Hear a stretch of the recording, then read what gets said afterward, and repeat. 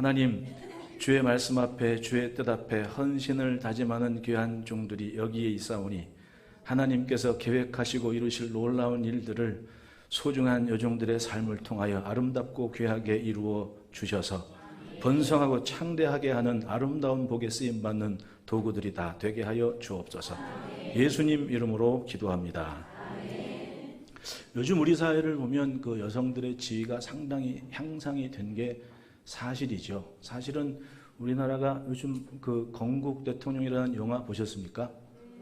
그 우리나라가 처음 이제 국민 투표를 처음 실시할 때 우리나라는 다른 여타한 나라들과는 다르게 독특한 모습이 있었습니다. 그게 뭐냐 하면 여성들에게도 투표권을 줬다는 거예요.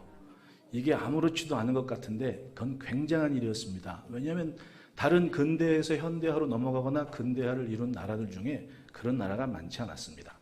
사실은 우리가 성경을 읽지만 성경 시대에도 여성들의 지위가 그렇게 높지는 않았습니다. 왜냐하면 예수님 당시에도 수를 헤아릴 때 여인들의 수를 쉬었습니까? 안 쉬었습니까? 안 쉬었거든요. 정말입니다. 출애굽 당시에도 애굽에서 나올 사람들을 쉴 때 전쟁에 나갈 수 있는 남자의 수만 헤아렸지 나머지는 쉬지를 않았거든요. 여인들의 위치도 마찬가지였습니다. 근데 우리나라는 신기하게도 나라가 처음 재헌국회를 시작하는 때부터 여성들에게 투표권을 줘서 시작한 나라니까 우리나라는 역사의 면면에 신기하게도 하나님께서 이렇게 툭툭 건드리시는 때가 종종 있었습니다.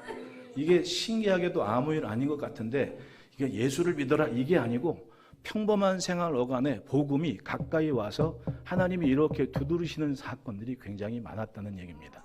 오늘 본문에 있는 이 시보라 부하 같은 여인들도 따지고 보면 당시의 여인들의 위치에서 볼 때는 드러나게 뭔가 유명하거나 아니면 뭔가 한 몫을 하는 그런 위치는 아니지 않습니까? 평범한 우리의 조산사였습니다. 늘 있는. 그리고 따지고 보면 고대 사회의 조산사의 위치가 그렇게 집안이 좋거나 삶이 여유롭거나 넉넉해 사는 일들이 아니라 할머니가, 엄마가 그렇기 때문에 왠지 모르게 사회의 저변의 뒷구석에서 조용조용히 자기 몫을 해나가는 위치였거든요. 그런데 이 조산사 두 사람이 이 거룩한 성경에 이름을 남겼다는 겁니다. 대단하지 않습니까? 이건 각별한 자신들의 헌신과 도전이 있었기 때문에 주시는 하나님의 은혜였다는 겁니다. 이런 일들이 성경에 있지만은 우리들의 일상에도 잔잔히 그리고 나도 모르는 순간 하나님께서 찾아오셔서 내 삶에 녹화하시는 두드려 주시는 은혜가 개개인의 삶이 아니라도 역사에도 충분히 그런 일이 있었다는 겁니다. 우리가 모르지만 여러분 솔직히 지금 안다고 내가 원래부터 알았다는 건 아니지 않습니까? 이게 우리가 신앙생활 오래 했지만은 2024년에 알고 있는 이 성경 지식과 예배와 신앙에 대한 규범들이 옛날부터 내가 그랬다 하는 착각 속에 빠질 때가 있다니까. 그 순간 사람이 교만해지는 겁니다. 여러분들이나 저나 선생님이 같지 않습니까? 그러잖아요. 여러분이나 저나 선생님이 같은 분. 우리 교회 누나들 얘기로는 38선 밑에 이런 분이 없는 겁니다. 예? 예? 이해되셨어요? 38선 밑으로 이런 분이 안 계시는 겁니다. 딱 한 분밖에 안 계시는 거죠. 그 가르침이 있기 때문에 제가 지난번에도 한번 그런 말씀을 드렸지만 교회사의 아카이브라 그러잖아요.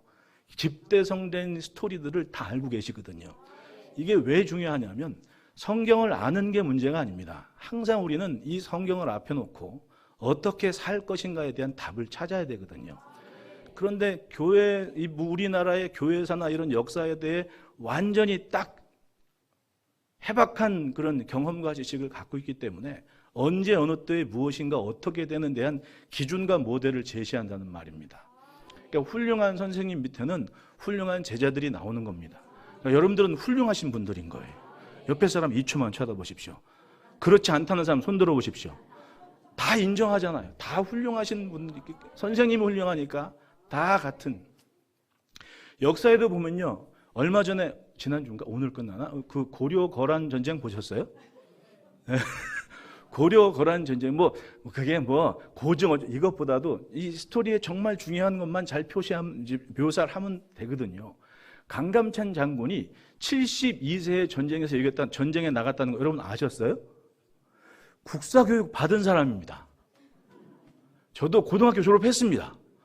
근데 그때는 그걸 몰랐어요. 그냥 강감찬 장군 그냥 외워가지고 막 이거 할 줄 알았지. 그분 연세가 72세라는 거는 솔직하게 얼마 전에 드라마 보고 알았습니다. 난 그걸 보고 저도 뭐 1편부터 다 보지는 않았습니다. 솔직히 필요한 장면을 봤는데 중요한 건 그분이 72세였다는 거예요. 그 당시에 평균 수명이 얼마입니까? 40 넘기 힘들었던 때거든요. 40 넘기 힘든 때였어요. 근데 72세에 나라를 위해서 목숨 걸고 전쟁터에 나가는 양반이랍니다. 오죽했으면 현종이 그렇게 애달팠겠습니까? 나중에는 이 거란과의 전쟁에서 이길 때 막 여기다 막 금관, 면류관 씌워주고 막 난리가 나가지고 고증에 따르면 손을 내리질 못하게 했대요. 왜냐하면 왕이 자꾸만 손 들고 막 박수 쳐라고 막 그래가지고 이 자기 손을 이 70 넘은 이 할아버지가 손도 못 내리고 계속 이러고 있었다는 겁니다. 그리고는 자기 나이가 들어서 도저히 이 정사를 돌볼 수 없으니까 가겠다고. 무슨 소리냐고. 3일에 한 번씩만 출근하라고 그래가지고. 그런데 여러분, 그분 18대 손이 누군지 아십니까? 여러분 소현세자 알아요? 소현세자? 인조, 이 동네 얘기 아닙니까? 남한산성 얘기.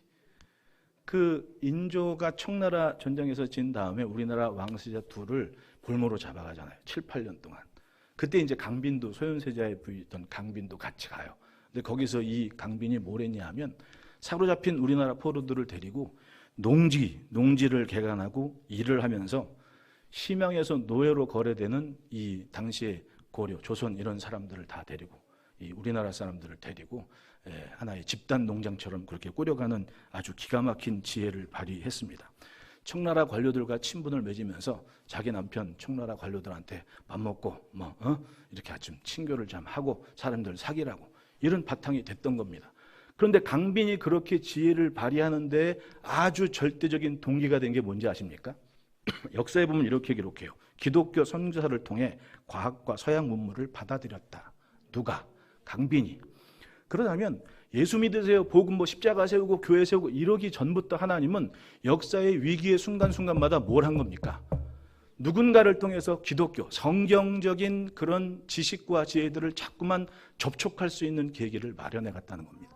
그렇게 따지면 대한민국의 여인들의 위치는 대단히 중요한 위치에 있었던 건 맞아요. 다시 한번 반대편 2초만 쳐다보십시오. 이분들이 보통이 아니라는 거예요. 이 대한민국의 이 엄마들의 역할들은 정말 굉장한, 그러니까 위대한 근성과 그 가능성을 열어가는 일에 정말 중요한 역할을 잠잠히 해내신 분들이 바로 여인들의 삶이었고 엄마들의 삶이었고 여존도의 삶이었다는 거예요. 우리 아빠들은 섭섭해하지 마십시오. 제가 14년 전에, 횟수로부터 14년째가 됐는데 14년 전에 저는 교회를 이렇게 통합해가지고 뭔가 해야 될 절대절명의 그런 순간에 있었거든요. 근데 제 친구들도 많고 뭐 주변에 많은데 그때 그 일을 아주 적극적으로 긍정적으로 위로하고 힘을 되신 분이 딱 2분 계셨는데 한 분이 선생님이시고 하나는 제 친구들이 아주 막역한 친구가 4명이 있는데 딱 한 친구만 아주 좋은 생각이라고 아주 은혜가 많다고 막 그렇게 딱 그 2분 말고는 전부 다 반대했던 일을 했거든요. 지금 아무 탈 없이 잘 해왔는 게 참 주님의 은혜죠. 근데 제가 그 일을 하면서 결정적인 사인 한 가지를 본 게 뭐냐 하면 지금은 이제 은퇴하신 분이지만 당시에 장로님 부인 사모님 권사님이 이제 통합을 하는 과정에서 이제 식사를 하고 이런저런 이야기를 했습니다. 식당에서 딱 식사를 하고 이런저런 현안적인 뭐 계약에 대한 부분 검토하고 이렇게 식사를 하고 나오는데 다른 분들은 다 나오는데 그 권사님이 제일 늦게 나오셨거든요. 그리고 저도 이렇게 나와서 마당에 정원에게 딱 서가지고 딱 다른 사람들은 한 저만큼 한 5m 정도 떨어지고 그분이 마지막에 나왔는데 눈빛을 딱 마주쳤는데 이 권사님이 인사를 하는데 90도로 딱 저한테 이렇게 무슨 뭐 큰 절을 하듯이 그렇게 90도로 인사를 딱 한 순간 제가 그 권사님의 그 인사하는 그 모습이 지금도 기억이 나거든요.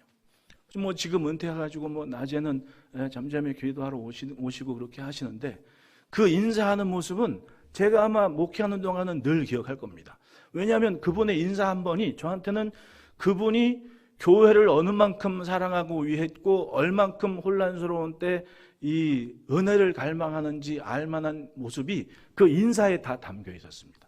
그러니까 그분하고 같이 뭐 권사회 회장도 하고 뭐 청년전도 회장도 하고 뭐 이렇게 일한 게 한 12년 동안 그렇게 현직에서 이렇게 일을 하면서 같이 했는데, 그 모습을 딱 보고 교회가 혼란스럽고 교회가 좀 어렵고 아니면 뭔가 새로운 일을 시작할 때 굉장히 중요한 양념과 기름 같은 역할을 여전도 회원들이 해냈거든요. 그게 참 신기한 겁니다. 오늘 이렇게 막 자리를 꽉 차지하고 하는 게 이게 보통이 아니지 않습니까? 그러니까 이 교회 안에서의 여전도의 역할은요 굉장히 신기한 겁니다. 아무도 모르는 그 크고 비밀한 일들이 이 모임 안에는 반드시 이루어지고 있는 겁니다. 그래서 교회가 또 주의 종이 편안하게 주의 일을 감당할 수가 있는 겁니다. 마치 이 조산사, 이 십부라 부하 같은 이 사람들 보십시오.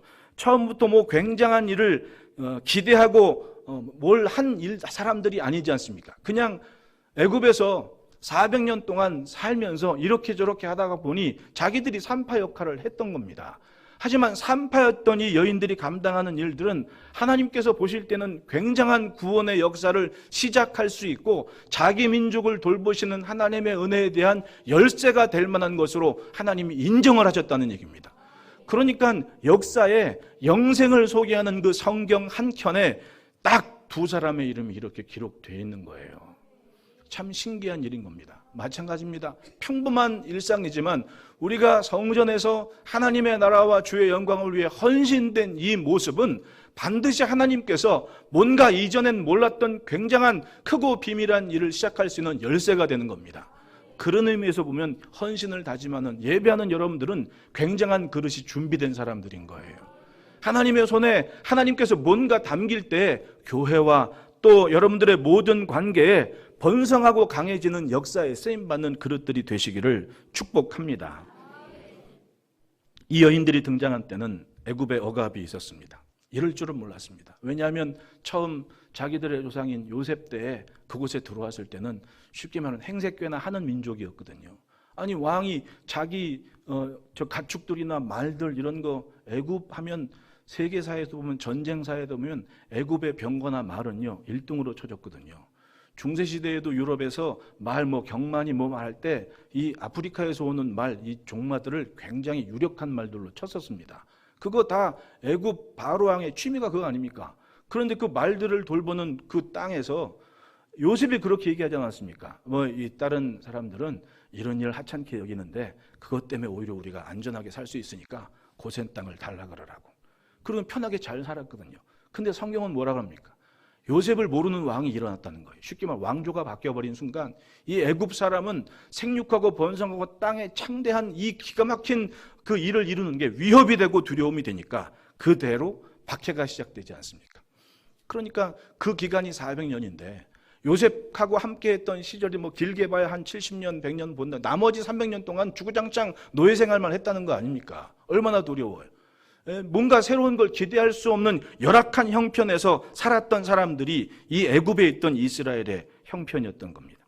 그런데 신기하게도 하나님의 구원은 그런 절박한 중 위기의 절망의 시간에 사람들의 눈에는 좀 하찮게 보이는 그런 산파들을 통해서 기가 막힌 구원의 역사를 이루어 가셨고 출애굽의 서막이 시작되게 됐다는 겁니다. 그러니까 여러분 가볍게 여길지라도 보일지라도 내 삶은 내가 생각하는 것보다 훨씬 더 큰 의미가 있다는 걸 인정하시기를 바라요. 그 순간 믿음인 겁니다. 믿음.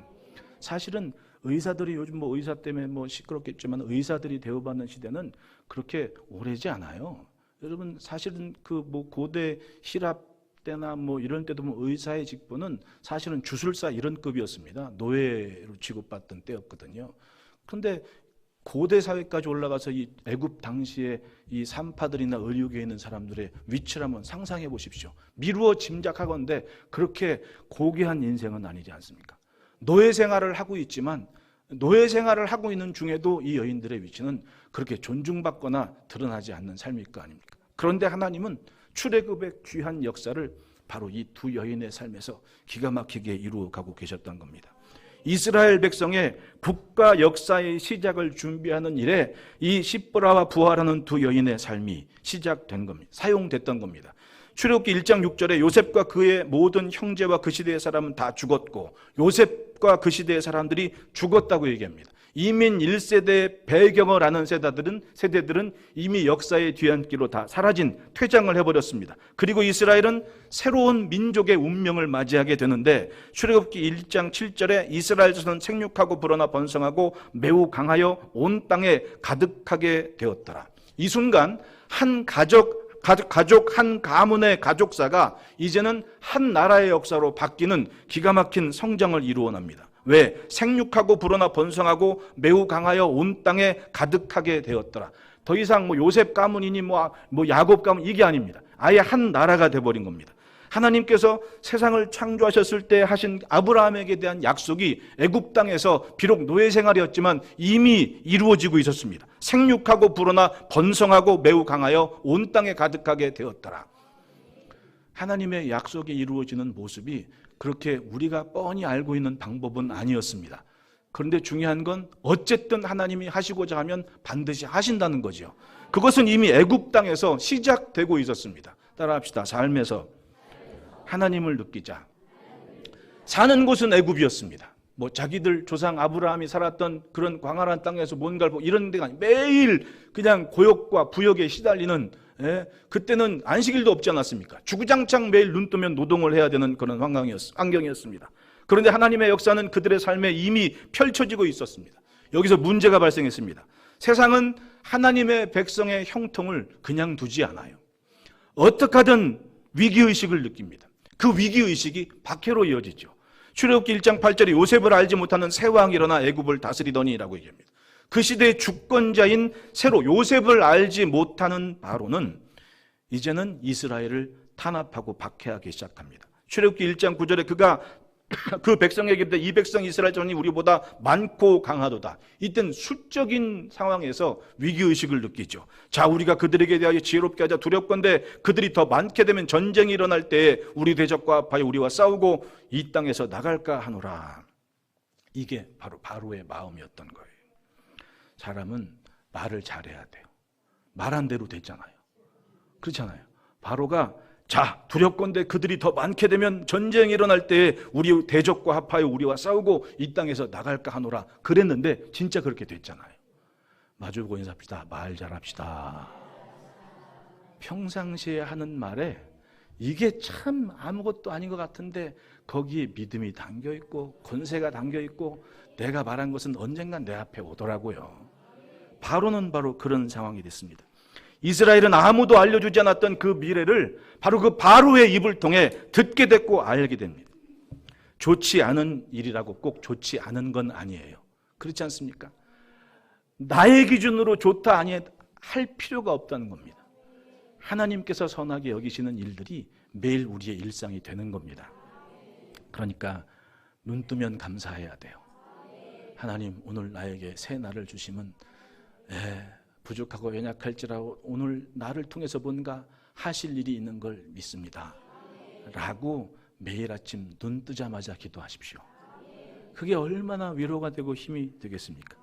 하나님을 사랑하는 자들에게는 모든 것이 합력하여 선을 이루게 하신다고 하셨습니다. 어떻게든 좋게 하십니다. 하나님 어떻게든 좋게 하신다.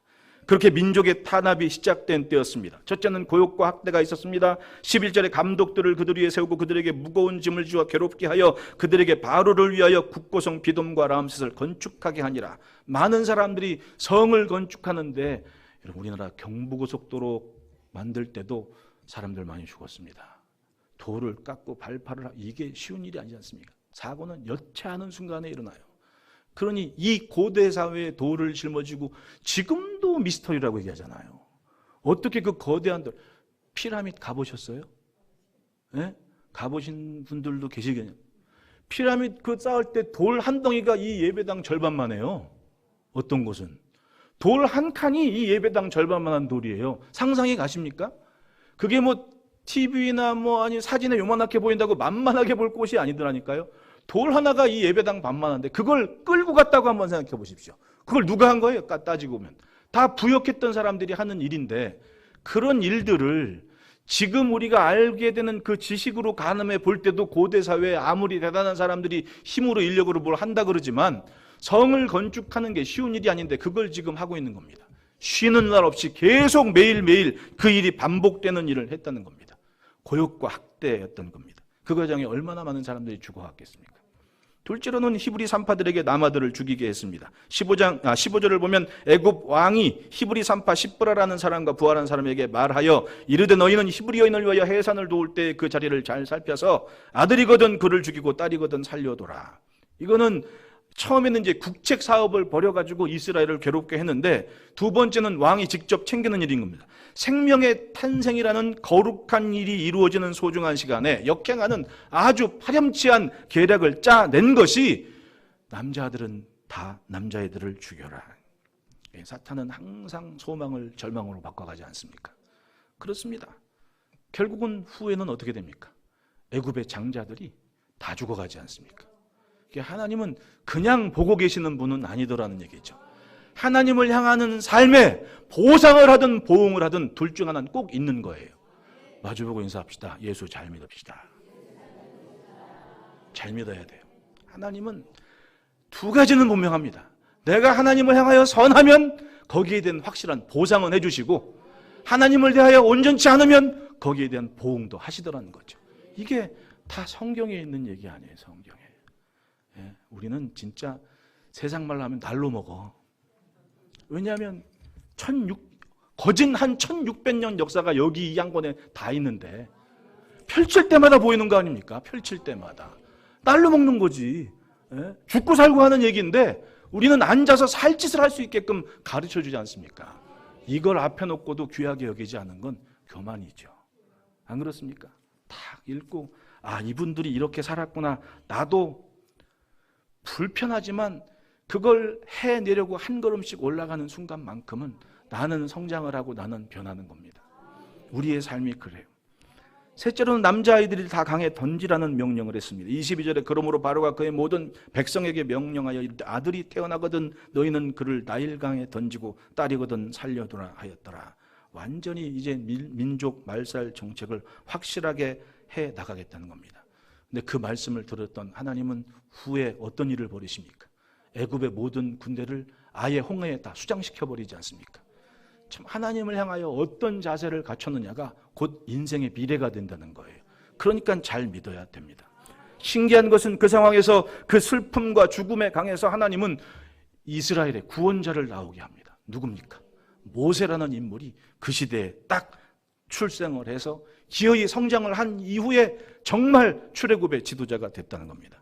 할렐루야. 절망의 시간은 절망이 아니라 소망을 향하는 출발이 됨을 믿습니다.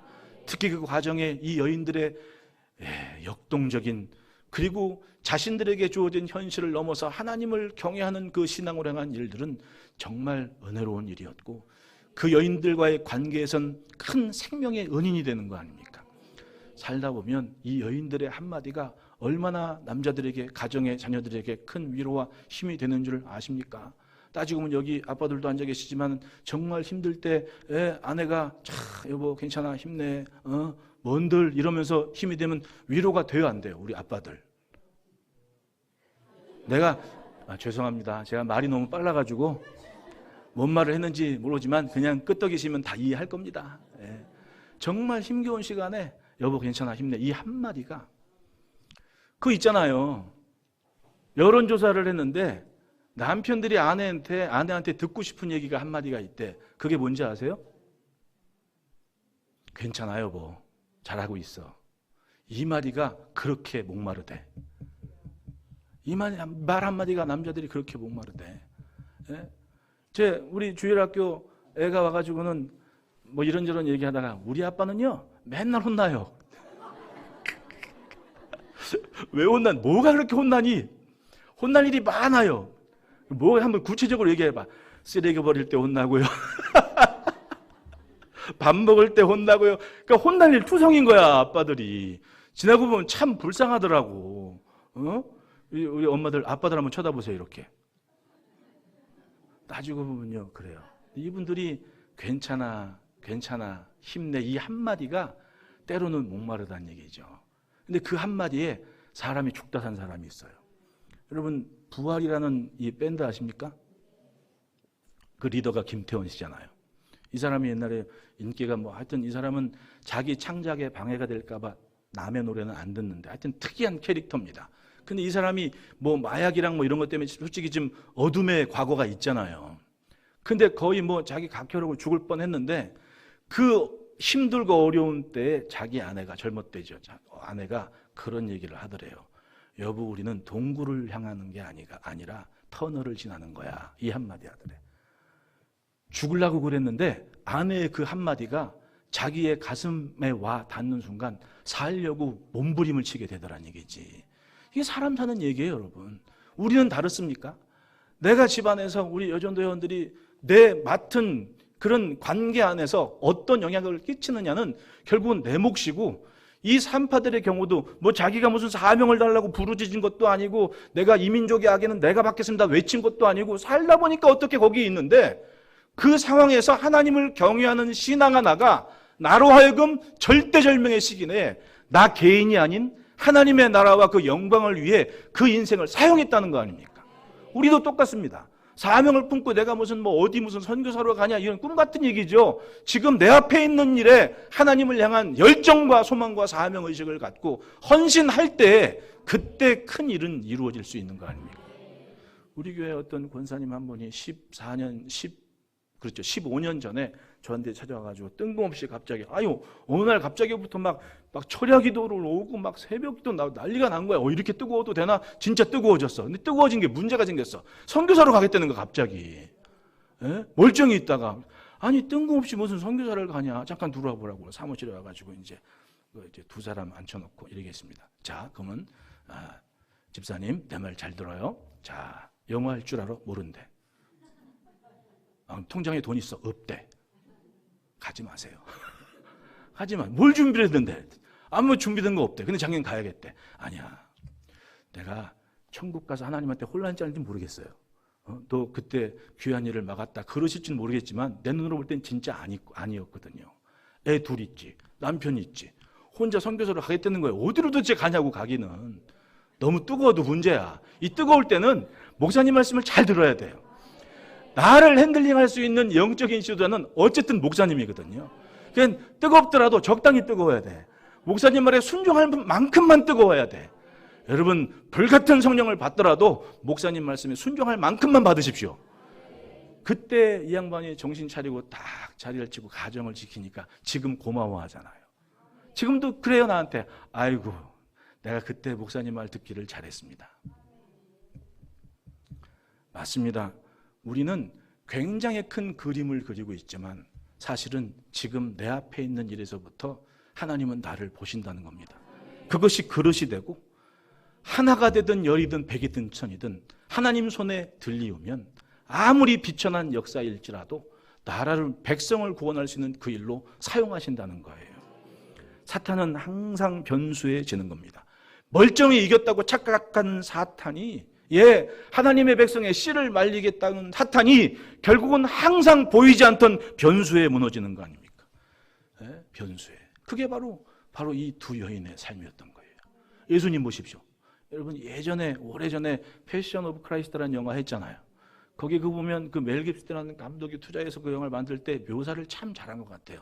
저는 그냥 있는 그대로 그냥 보는 겁니다. 내가 느낀 대로. 사람이 잘 이해를 하지를 못하니까 어쨌든 상징이나 모션을 통해서 그걸 보여주는데, 예수님이 대제사장의 이게 뜰에 갇혀가지고 재판을 받고 막 이럴 때 사탄이 어떡합니까? 망토를 쓰고 거기서 실실 웃고 다니잖아요. 성공했다고. 좋아하는 겁니다. 쉽게 말하면. 예수님 잡았다는 거지. 예수님 잡아서 자기의 목표는 달성했다는 겁니다. 아주 좋아가지고 웃으면서 다녀요. 근데 결정적으로 하나님은 사탄이 그렇게 좋아하는 그 일을 어떻게 사용하셨습니까? 예수님이 십자가 위에 달리시고 결정적으로 그 사건이 온 인류의 죄를 사해 주시는 기가 막힌 유일한 구원의 길이 돼버리지 않습니까? 이게 변수였던 거예요. 마찬가지입니다. 애굽에 나오는 이 이스라엘 민족들의 수를 줄이기 위해서 아무리 작전을 짰지만 이 두 여인의 삶은 미처 생각지 못했던 변수가 됐던 거죠. 따라합시다. 사탄에게는 내가 변수다. 상상하지 못했던 강력한 변수가 바로 이 두 여인의 삶이었던 겁니다. 당시에 세상 최고의 권력자가, 이 권력자였던 바로가 이 초라한 산파 두 여인에게 농락을 당하는 기가 막힌 일이 벌어지지 않습니까? 당시에 애굽의 바로는요, 애굽이라는 곳은요, 고대 사회에서는 굉장한 곡창지대였습니다. 당시에 제국의 황제 소리를 들으려면 꼭 어디를 정벌 해야 돼요? 애굽은 꼭 정벌을 해야 되는 겁니다. 왜냐하면 곡식이건 뭐 이게 다 애굽에서 나왔거든요. 그러니까 알렉산더도 애굽을 정벌하려고 그랬고, 성경에 보는 뭐 선지서나 뭐 이런 데 보면 아시리아나 바벨론이나 뭐 느부갓네살이나 다 어디를 가요? 애굽을 정벌하러 가는 겁니다. 왜냐하면 자기들 군사를 먹여 살리려면 그 곡창지대를 가져야만 되거든요. 근데 그 나라의 넘버원이 이 산파와 부하라는 신앙 좋은 사람한테 확실하게 놀림감이 돼버린 거예요. 기가 막히지 않습니까? 그게 상상 이외로 이 엄마들의 파워는 세계의 대통령도 두려워할 만한 파워가 있다니까요. 이때 아멘을 크게 하시면 얼마나 기분이 좋았을까. 정말입니다. 이 대한민국의 엄마들, 여인들의 위치는 상상하지, 특히 창대교회 기도하는 여전도 회원들은 그만한 능력이 월등히 충만한 줄 믿습니다. 시브라와 부하는 당시에 신의 아들 취급받던 바로의 계략을 확실하게 무너뜨렸습니다. 하나님께서 기억하시는 이름이 되어서 성경에까지 남았습니다. 보다 못한 애굽 왕은 이 여인들을 불러서 다시금 다그치죠. 18절 19절에 보면 애굽 왕이 산파를 불러 그들에게 이르되 너희가 어찌하여 이같이 남자 아기들을 살렸느냐? 산포가 바로에게 대답하되 히브리 여인은 애굽 여인과 같지 아니하고 건장하여 산파가 그들에게 이르기 전에 해산하였너이다 하매. 이게 거짓말이에요, 진짜예요? 에? 건강하면 얼마나 건강하겠어요? 노예 생활하면서 일하지 먹을 거나 제대로 줬습니까? 성경은 먹을 것도 제대로 안 줬다고 그러잖아요. 여인들이 강하면 얼마나 강해요? 쉽게 말하면 이건 분명히 사실은 아닌데 여인들은 자신들의 민족이나 생명을 위해 이렇게 일단 둘러댔습니다. 따라합시다. 세상의 지혜도 신앙 앞에 굴복한다. 믿음은 아무리 대단한 세상의 지혜일지라도 아무렇지도 않게 만들 수 있는 신기한 비밀이 담긴 곳입니다. 10절 보면 자 우리가 그들에게 대하여 지혜롭게 하자. 두렵건대 그들이 더 많게 되면 전쟁이 일어날 때 우리가 대적합하여 우리와 싸우고 이 땅에서 나갈게 하노라. 즉 세상의 지혜를 다 짜내서 고작 한다는 것이 남자아기들을 죽여라, 이거였거든요. 온갖 머리를 짜내서 수단과 방법을 가리지 않고 공격을 해서 그렇게 작전을 세웠지만 결국은 이 산파들이 그 모든 것을 막지 않습니까? 확실한 변수였던 거예요. 마찬가지입니다. 기관이 성장하고 교회가 성장하고 교회가 목표를 갖고 무슨 일을 해낼 때는 하나님의 기막힌 묘수가 바로 나일 수도 있다는 거예요. 할렐루야. 우리 그런 기간 되시기를 축복합니다.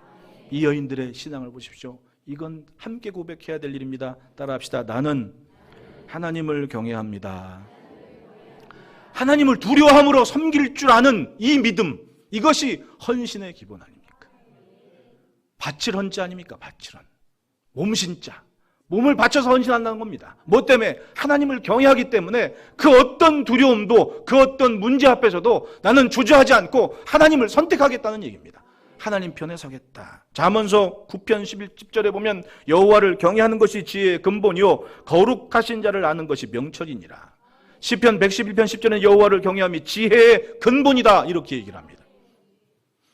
시브라와 부하의 인생에 있어서 애굽 왕은 자기들의 만난 사람들 중에 가장 두려운 존재였을 겁니다. 왜냐하면 세상 모든 사람들이 신처럼 추앙하고 떠받드는 사람인데 감히 그 사람에게, 그런 존재에게 어떻게 자기의 말이나 주관을 피력할 수 있겠습니까? 이건 단순히 직장이나 생계의 문제가 아니라 생명에 걸린 중대사를 명령받은 겁니다. 그런데 이들의 중심에는 애굽의 바로보다 더 두려운 존재가 있었는데 바로 그것이 하나님이었던 거예요. 하나님이 더 두려웠던 겁니다. 자신들의 조상들이 섬겨온 하나님, 그 신앙은 그들로 하여금 하나님께서 원하시는 선택을 하게 했다는 거예요. 하나님께서 원하시는 선택. 신앙은 항상 합당한 선택을 열매로 거두게 되는 겁니다. 두려워하는 것을 따라가게 되어 있고 그 경외심이 삶의 모습에 드러나게 됩니다. 직장에서도 마찬가지고 가정에서도 마찬가지고 학교에서도 마찬가지고 누구 뭘 할 거 없이 순간순간 여러 가지 도전을 만납니다. 도전이 없는 인생이 어디 있습니까? 도전을 했으니까 지금 이 나이까지 어른 소리 들어가면서 우리가 성장을 해온 거 아닙니까? 도전하지 않으면 변화도 없고 이런 것도 없는 겁니다. 조금 불편할지라도 이걸 내가 해야 하는구나. 그리고 해냈으니까 지금 이만큼 있는 거 아니겠습니까? 신앙이 그래요. 바른 선택은 항상 도전이 있는 겁니다. 어려움도 있고 넘어야 될 것이 있는데 중요한 건 넘은 만큼은 나는 성장을 하더라는 거죠. 신앙은 항상 합당한 선택을 염려로 거두는 게 맞습니다. 순간순간 여러 가지 도전을 만납니다. 그것이 어떤 모습이건 근본은 신앙의 문제입니다. 무엇을 두려워하느냐. 한치라도 해이해지면 결국 그것이 열매가 돼 나타날 수밖에 없는 겁니다. 에스겔서를 보면 하나님께서 이스라엘 백성들을 숲속에 좋은 포도로 심었다고 얘기를 해요. 근데 가만히 보니까 포도나무가 포도나무 구실을 못하니까 어떡합니까? 땔감으로 써야겠다. 그러시거든요. 땔감으로 써야겠다고 얘기하는 거예요. 왜냐하면 하나님의 기대치가 있는데 하나님을 경외하지 않는 무리들이 나라가 망하고 3차례에 걸쳐 바벨론의 공격을 받아도 정신을 못 차리더라는 거죠. 그러니까 어떡합니까? 땔감으로 써야겠다. 우리 엄마들, 우리 특히 여전도회들은 분명 사명감을 내 가정에서 찾아야 됩니다. 옛날에 우리 예수 잘 믿는 엄마들은 밥을 지어도 밥 절대로 그냥 안 펐습니다. 밥 주걱으로 십자가는 긋고 펐습니다. 그러잖아요. 이게 아마 지금도 그런 엄마들 계실 겁니다. 나도 모르게 다 이 밥 먹고 우리 남편, 우리 자녀들, 우리 식구들 건강하게 해주십시오. 밥을 딱 줘놓고 십자가를 딱 굽고 그걸 푼단 말이지. 그게 여러분 아무것도 아닌 것 같지만 나름대로 내 주방 안에서 이루어지는 거룩한 예식 아닙니까? 그걸 했기 때문에 위험이 오다가도 비켜가고 그 십자가의 은혜가 나를 살게 하고 내 자식을 멀쩡하게 하게 하고 세상 험하잖아요. 근데 사는 것은 알고 보면 우리가 십자가 갖고 기도하는 것 때문일 수도 있는 거예요. 그러니까 내가 맡은 범위 안에서 지킬 모습들을 하나하나 잘 지켜갈 때 특히 우리 엄마들은 남편들이나 자녀들이 새벽기도 안 가면 좀 두려워 떠는 마음이 있어야 되는 거예요. 그러잖아요. 우리 집에 저희 동네에도 우리 안수 집사님 나이 드신 분 계신데 권사님이 떼놓치고 잠을 주무시면 막 깨운대. 그 시간에 자기가 가지. 자기는 안 가. 근데 여보 빨리 깨운대. 왜 시간이 이렇게 됐냐고. 그리고 보내더란 얘기를 해요. 맞아요. 따지고 보면 그만큼 기도하면서 건세한 세월이 있으니까 내 관계된 것이 이렇게 건강하게 잘 지켜내고 있는 겁니다. 그런 소리 안 듣는 사람은 할 말 없고 그런 소리를 들어야죠. 듣는 게 정상이죠. 신앙에 관한 그런 확실한 기준은 가져야 되는 겁니다.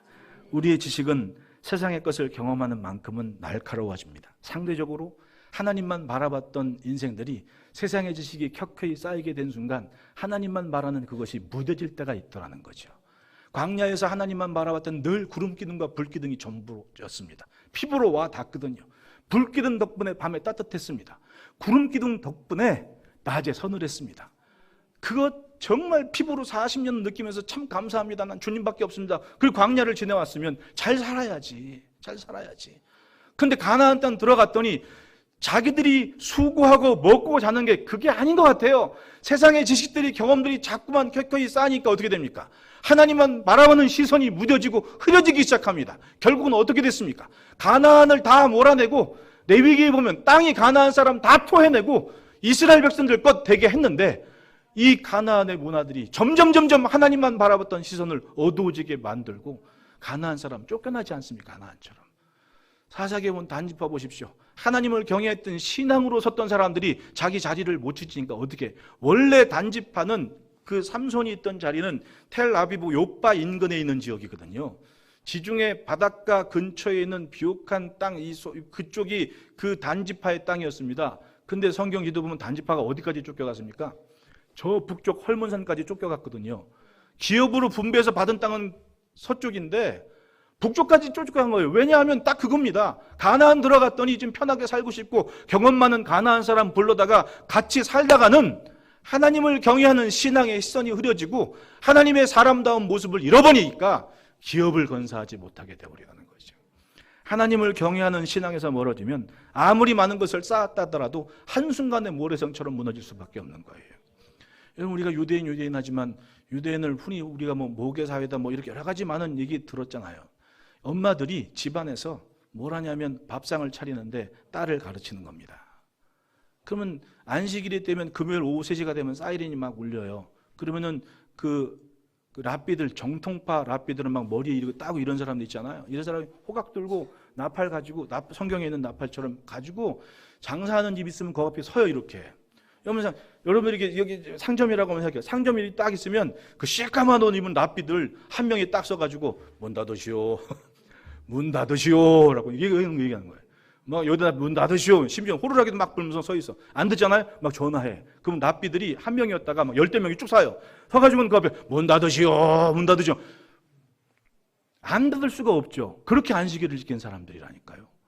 근데 그 안식일이 시작되기 전에 아빠들은 애 데리고 시장 봐요. 엄마들은 뭐 합니까? 딸을 데리고 주방 안에서 이루어지는 일들을 설명을 하는 거예요. 우리 조상은 대대로 안식일을 이렇게 지켰다. 유월절은 이렇게 지켰다. 초막절은 이렇게 지켰다. 여러분들 집에서 경험하잖아요. 밥상 차리는데 1시간, 밥 먹는데 5분 그러잖아요. 그럼 밥상 차리는 게 중요해요? 밥 먹는 게 중요해요? 밥 먹는 게 중요한데 사실은 그 밥 먹는 데의 영양가는 다 밥상 차리는 시간에 준비가 되거든. 근데 그걸 혼자 하는 게 아니라 딸을 데리고 엄마가 자꾸 가르치고 설명을 하는 겁니다. 응? 우리가 이렇게 해서 하나님께 대한 이런 있어. 그게 이제 밥상머리 교육처럼 잘 지켜지니까 지금도 이 사람들은 무섭게 자기들의 전통을 지켜가지 않습니까? 그럼 우리가 그 사람들보다 못합니까? 더 뛰어나죠. 왜? 저들이 모르는 예수를 우리는 지금 믿고 있는데. 그렇다면 우리도 마찬가지 아닙니까? 우리가 지켜온 신앙의 이 하나님을 경외하는 신앙은 멀리할 게 아니라 우리 여전도 회원들이 집안에서 내 딸에게 그걸 하나하나 가르쳐주고 엄마가 힘들 때 아빠랑 이렇게 기도했어. 우리 집이 어려울 때 이렇게 금식했어. 이런 기도의 제목들을 함께 가르치면 이게 자연스러운 기업이 되고 전통이 될 거 아닙니까? 하나님 경외하는 신앙으로선 우리 여전도 회원 되시기를 축복합니다. 하나님을 경외하는 이 평범한 신앙이 일상의 위기의 시간에 민족을 구원하는 도구도 될 수 있다는 것을 믿으시기를 축원합니다. 둘째로는 따라합시다. 나는 하나님의 도구입니다. 본문의 상황은 애굽의 왕과 하나님의 대립 구조가 돼요. 세상의 지혜와 하나님과의 영적인 전쟁이 이제 시작된 겁니다. 하나님의 구원은 항상 이런 상황에서 출발되는 거 아닙니까? 출애굽은 죄에서 벗어나는 것이고 얽매임에서 벗어나는 구원의 역사였습니다.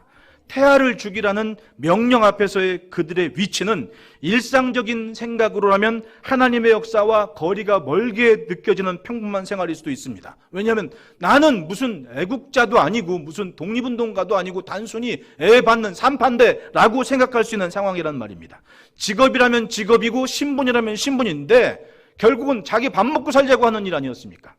그런데 그들이 품은 신앙은 그들의 가치를 하나님의 것으로 높였고 천국의 가치로 높일 수가 있었던 거예요. 할렐루야. 믿음은 내가 품은 가치만큼은 나를 높게 여겨주시더라는 얘기지. 이것이 바로 어떻게 사느냐의 의미입니다. 하나님을 향해 여러분 복음이 선포되는 일에 보십시오. 암암리에 이 여인들의 독특한 신앙이 얼마나 대단한 선례가 된지 아십니까? 민수기 27장에도 여러분 슬로보앗의 딸들 얘기 있지 않습니까? 하나님은 안 돼, 아니야 라는 그리고 마무리하시는 분이 아니신 게 이 슬로보앗의 딸들은요 여인들의 위치였지만 참 신기해요. 이 구약 성경에 보면 특히 그런 드라마틱한 얘기들이 굉장히 많습니다. 모든 게 셋업된 상황이 아니기 때문에 이런 변수도 있고 저런 변수도 있었다는 얘기입니다. 이 사람들의 신앙을 보십시오.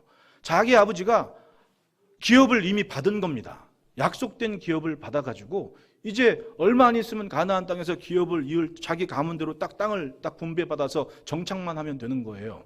근데 이 슬로보앗 집안에는 슬로보앗은 아들이 없고 딸만 5이었던 겁니다. 그 아버지가 죽었어요. 기업이 있어요, 없어요? 와, 이렇게 허망하게 참 이게 그때 당시의 여인들의 위치였다니까요. 얼마나 약올라요. 그 얼마나 또 후회스러워요. 아니 내가 아들이 아니라는 이유 하나로 아버지가 그렇게 고생하면서 애굽에서 나와서 병들어 죽은 것도 서러운데 기업이 없다니. 근데 주저앉질 않았습니다. 모세를 찾아가시죠. 모세시여 억울합니다. 어떻게 살았는지 당신이 잘 아시지 않습니까? 우리에게도 기업을 주십시오. 된다 그래요? 안 된다 그래요? 모세는 기도해보자고. 근데 하나님이 모세가 기도하러 나가셨을 때 뭐라고 말씀합니까? 그 딸들 말이 맞아. 그 딸들 말이 맞아. 그러니까 모세가 뭐 기도 오래 할 것도 없어. 하나님께서 맞다고 하시니까 어떡합니까? 묘책을 짠 거야. 므낫세 지파의 딸들은 므낫세 지파끼리만 결혼해라. 왜냐하면 다른 족장들에게 다른 곳으로 시집 가면 므낫세 지파가 받은 기업이 남자 쪽으로 가버리잖아요. 이런 얘기들이 하나님을 경외하는 신앙으로 품고 하나님의 것을 존중하는 한 여인들의 삶에서부터 시작됐다는 겁니다. 성경을 보면 참 신기하고 놀라운 일들이 여인들의 삶 속에서도 이루어지고 있지 않습니까? 그러니까 내가 이 시대의 창대교회 여전도현으로 살다는 것은 하나님의 기막힌 묘책이 준비되고 있다는 것을 믿고 기대하시기를 축원합니다. 하나님의 도구는 그렇게 쓰임받습니다. 남들이 하찮게 여기는 것일지 모르지만 사라질 수도 있는 것이라고 여기지 모르지만 믿음과 하나님을 향한 신앙이라면 지워질 뻔한 것이 더 분명하게 만드는 기가 막힌 은혜가 있는 겁니다. 이 두산파는 노예였지만 하나님을 아는 심령이고 두려워할 것을 두려워하는 지혜를 가진 자였습니다. 몸은 노예였지만 정신은 아니었습니다. 해야 할 것과 하지 말아야 될 것에 대한 분명한 기준을 가졌습니다. 이것이 바로 도구의 모습 아닙니까? 도구는 주인이 있는 거예요. 주인. 예. 아무리 뭐 비싼 거 막 널어져 있으면 뭐합니까? 주인이 없는 도구는 말짱 쓸모가 없는 거예요. 주인의 손에 들렸을 때 그 연장이 빛이 나고 결과를 가져오는 거 아닙니까? 항상 하나님의 도구의 신앙으로 간직하고 삽시다. 예, 만나는 사람마다 관련된 사람마다 예수 안 믿는 사람들이라면 바로 나는 저들에게 내 주인이신 하나님을 소개하고 알릴 만한 책임이 있다라는 사명감을 가지고 주인이신 하나님을 자랑합시다. 천국은 나 혼자만 가려고 있는 곳이 아닙니다. 예, 나 혼자만 가려면 뭐하러 하나님께서 교회를 세우고 이렇게 복잡하게 살게 하셨겠습니까? 따지고 보면 내 관계에서 만남과 삶에서 뭔가 하나님께서 얻고자 하는 가능성을 충분히 내게 담아두셨기 때문에 하나님의 것을 찾으신다는 얘기입니다. 매일매일 일상에서 내가 감당하는 사명의 삶 안에 하나님께서 이루실 주인이 뭔가를 찾으실 때 여기 있습니다라는 멋진 결과로 영광 돌리는 삶이 되시기를 축복합니다. 그러니까 그런 사명감을 가진 사람이 있을 때 어둠의 권세가 껄끄러운 것이고 사탄이 고개를 들지 못하는 겁니다. 십자가의 영광처럼 그렇게 헌신합시다. 셋째로는 따라합시다. 나는 오늘 신실합니다. 신앙의 결실은 오늘 내 삶에 담기는 겁니다. 하나님의 손길은 오늘 내 모습에 찾아옵니다. 넉넉히 꿈에 빠져 사는 인생은 꿈을 위해 한 걸음이라도 움직여보지 않았으면 그냥 꿈인 겁니다. 그런데 꿈을 향해 움직여 본 사람은 압니다. 꿈을 이루기 위해서 내가 무엇을 이뤘고 하나님이 어떻게 나를 이끌어 가셨는지. 몸부림과 몸짓이 살아있을 때 그것이 꿈을 이루어가는 과정이라는 겁니다. 어렵고 힘들어도 조금 더 신실하게 하나님 편에 설 수 있는 것. 내가 어제 1시간 기도했으면 오늘은 2시간 할 수 있도록 조금 더 1시간 5분부터 시작해서 조금 더 하나님께 다가서는 몸부림이 있을 때 그 사람이 성장하는 사람인 거예요. 우리는 아는 건 많아요. 여러분 유명한 말이 있지 않습니까? 홍수 때의 사람들은 마실 물을 산다고. 홍수인데 마실 물이 없는 겁니다. 정작 그런 거예요. 그러니까 여러분 지금 이 시대에 이 소중한 은혜로운 38선 밑으로 한 분밖에 안 계신 선생님한테 가르침을 받는 게 얼마나 대단한 일이에요. 안 그렇습니까? 적어도 반백년의 교회사의 역사에 있는 장점, 단점, 흥망성쇠에 대한 교훈은 다 가지고 계신 분이거든요. 이럴 때 아멘을 좀 크게 하시면 얼마나 좋겠습니까? 진짜 이건 빈말이 아니라니까요. 정말 제가 지금 5학년 6반인데 지금 제가 하는 이 목회 타입보다 우리 선생님 목회가 더 촘촘해요. 그 촘촘한 걸 여러분들이 지금 해내고 있다니까요. 그러니까 여기 오면 왠지 뭔가 이 눌리는 기운이 있어요.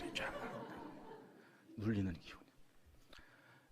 그건 바로 신실한 삶의 응답이 있기 때문에 가능한 거예요. 하나님께서 사용하시려고 찾으셨을 때 그 자리에 자기의 일상에 신실하게 감당하는 어떤 하나님을 경외하고 애굽의 바로보다 더 두려워하는 마음을 갖고 있던, 왜? 바로는 눈에 보였는데 하나님은 보였어요, 안 보였어요? 안 보였거든요. 그런데도 하나님을 더 두려워하는 마음을 가지고 자기의 일상에 하나님 편에 설 수 있는 결단, 즉 하나님의 뜻과 하나님의 함께 하심에 더 신실했다라는 사실입니다. 평상시에 안 하던 짓을 하면 무척 어색한 게 사실입니다. 하지만 어색하더라도 우리가 조금 더 신앙적인 일에 다가서기 위해서는 도전을 해야 됩니다. 안 해봤던 금식도 한번 해봐야 되고, 안 해봤던 작정기도도 한번 해봐야 되고, 불편한 걸 자꾸만 넘어서서 어떤 사람들은 난 1년에 3번만 교회 가라고 선언한 사람도 있습니다. 1년에 부활절, 추수감사절, 성탄절, 아주 절기 때만 교회하는. 하지만 뭔가 신실함을 가졌으면 어떡합니까? 나도 모르는 사이에 마치 백기를 든 것처럼 신실한 모습으로 하나님께 나아가지 않습니까? 조금씩 주님께서 원하시는 삶의 자리로 다가서는 겁니다. 따지고 보면 우리의 관계와 삶은요, 멀리 있지 않습니다. 아무리 힘겨운 일도 사람 사는 게 그래요. 갈수록 예수 믿기 힘든 세상이 되어버리는 게 우리가 사는 세상 아닙니까? 정말 우리나라도 가보면 한때 우리나라는 예수 믿는 게 애국이었던 시절이 있었습니다. 그게 바로 초대 대통령 이승만 대통령이 신앙생활할 때가 그랬어요. 그분이 감옥에서 독립운동하다가 감옥에 갇혔을 때 독립신문에 기고를 했습니다. 이 민족이 살 길은 예수 믿는 길이다. 대단하신 분이었습니다. 그리고 딱 사실은 그분이 돌아왔을 때 사실 우리나라 토양이, 우리나라는 임시정부 독립운동가들 막 모이면 다 딴소리 하잖아요. 이쪽 내쪽 저쪽 막. 그 중심에 계셨던 분이 도산 안창호 선생님이 계셨잖아요.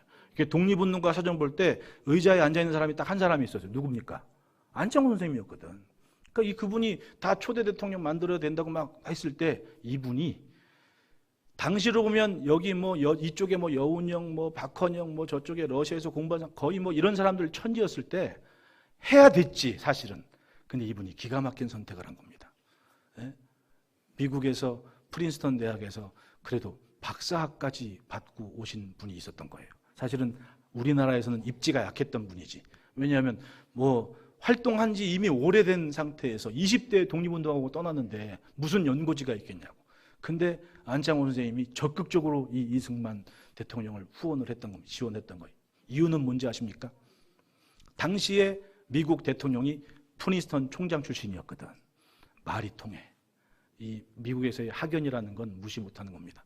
그러니까 프린스턴 박사 출신인 이 이승만 대통령을 딱 지지를 하니까 그 다음부터 뭔가 큰 소리 칠 때 어쨌든 그 말을 들어주는 사람이 거기엔 있었다는 얘기예요. 이게 우연히 이루어질까요? 기도를 했죠.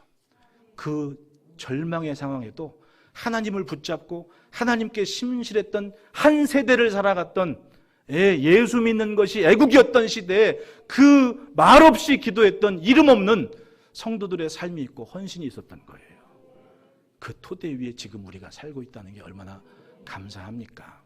하나님께 신실한 모습은 역사에서도 충분히 찾을 만한 거리입니다. 서론에 언급했지만은 숨겨진 일들이 참 많다는 얘기죠.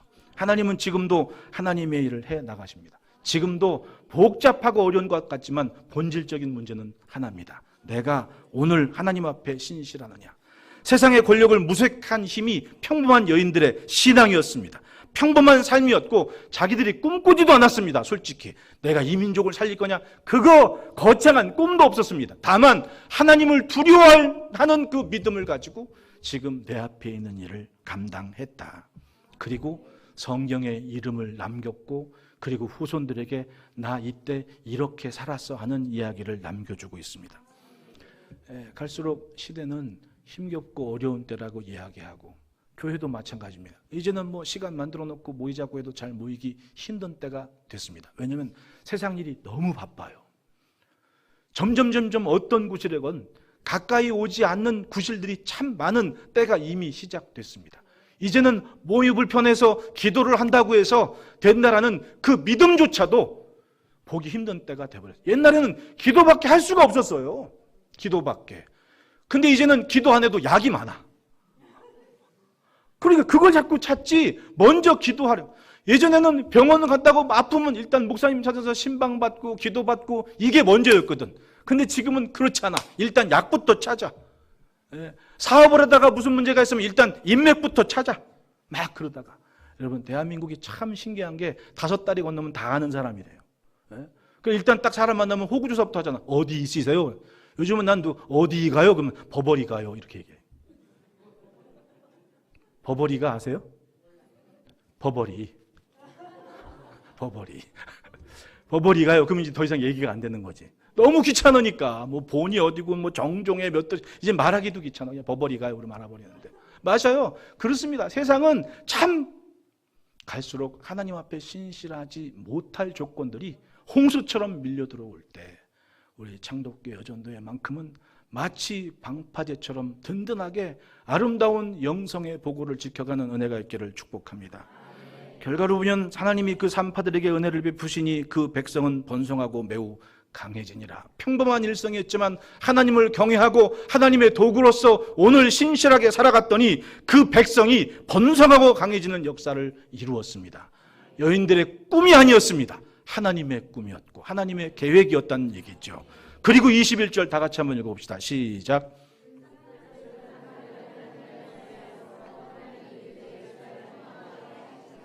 하나님은 일만 시키시는 분은 아니더라고. 하나님께서 하실 건 하시고 그것 때문에 뭐가 있다고요? 보상과 보응이 있다니까요. 그건 성경에서 약속하신 얘기입니다. 시편에 늘 노래하는 얘기입니다. 내게는 보상이 있고 보응이 있는 겁니다.